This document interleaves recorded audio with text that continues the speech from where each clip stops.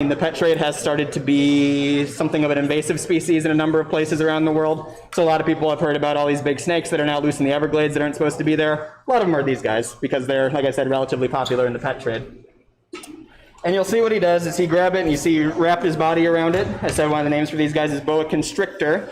And the way that snakes kill their food is either A, they're venomous, which none of our snakes here are, and in the absence of being venomous, the next thing is you constrict it. So you wrap your body around it and basically squeeze it until the blood stops flowing and the heart stops pumping. So it's kind of similar to like an asphyxiation. A lot of people think of it as like kind of choking it, but it's actually a lot faster than that. And once he's confident that that's dead, so he'll probably hold it until the temperature comes down a little bit. So like I said, I zapped it in the microwave for a little bit right before I brought it out. So it's a little warmer than room temperature right now. So you see him grab onto it, squeeze it, hold it for a while, and then he'll start swallowing it. And once he starts swallowing it, he will swallow it whole. How long does it take him to swallow it? Once he actually gets working on it, like he'll sit there and he'll hold it for maybe 5-10 minutes. But once he actually starts swallowing, it's done in probably another 5-10 minutes. So he'll probably be done or near to done by the time we get around to finishing the rest of these snakes. All right, so our next one we're going to do is going to be our ball python, which is right back here. And so I know we got a lot of people in here. We got to get the cart and the cords and all that. So we're not trip over each other too much when we do this. He's going to tackle with the ball. And I mentioned that every 2 weeks is more than a lot of what these snakes actually need to eat. And ball pythons are a great example of that. Ball pythons are known for being able to go exceptionally long amounts of time without eating, even among snakes. Ball pythons are well documented, going like a year plus without eating and being fine. I've worked with previous ball pythons that only even got offered food once every 3 months. So once every 2 weeks is far more than what this snake actually needs, but like I said, they tend to be pretty good about not eating when they're not hungry. So Jeannie probably skips at least 2 out of every 3 feedings here, if not more. And like I said, if anyone's going to skip, it's generally going to be her.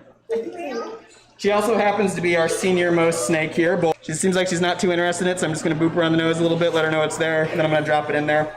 Ball python's natively an African snake. They're native in one relatively small area in like Western Africa.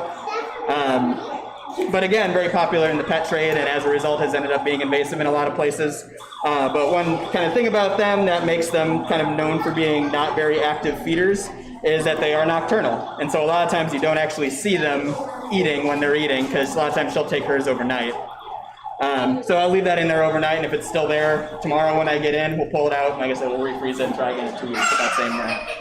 And we'll try that maybe a couple times before the rat gets kind of too funky to keep trying with. So we'll leave her be. But I guess actually some other kind of cool ball python stuff. One of the other names you'll hear for them is royal pythons. The pattern is something that's used in a lot of sort of royal iconography in Africa. So even if you look at the Latin name for it, it's Python regius. Regius is king.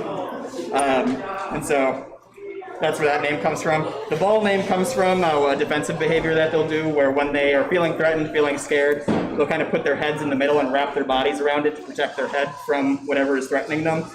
And like I said, Jeannie here has been with humans for her whole life. She's like a 25-year-old snake, at least at this point, which is very much getting up there for a ball python. And we're actually, I think, her 3rd owner at least. We've had her for about 10 years, so she's our senior most snake, both in age and tenure here.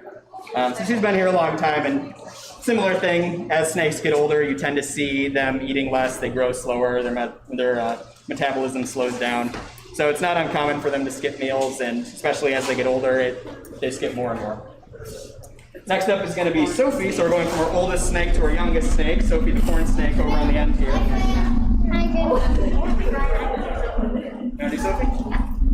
All right. And so dongs.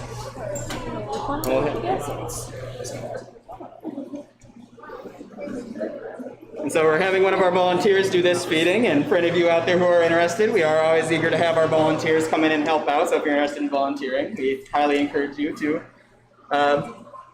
try. And if you are interested, you can fill out one of our volunteer forms at the front desk here. And so Generally, you don't want to reach in with the snakes when there's food in there with them because they sometimes will be a little eager to strike at kind of just anything warm that goes in there. But you know the snake, you know what you're doing, you can kind of get away with it a little bit. You'll see Sophie's kind of checking it out, and we can just lay it down in there, and again, I bet she'll be finished with it probably by the time we're